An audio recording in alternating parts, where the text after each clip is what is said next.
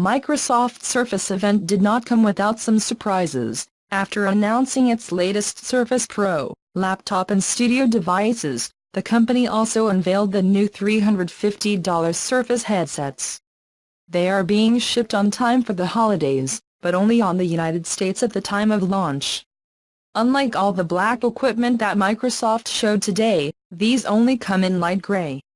Surface wireless Surface headphones feature premium sound and adjustable noise cancellation, giving users precise control of the amount of outside noise that is allowed to pass while listening.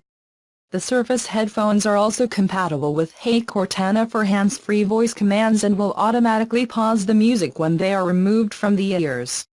They are charged via USB Type-C and can also be connected using a 3.5mm detachable cable.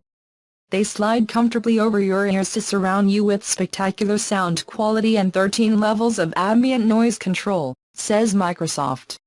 Designed with collaboration in mind, there are 2 microphones that make beams in each hearing aid, 8 microphones in total, all help you focus on the sounds you want to capture, allowing for an excellent call experience.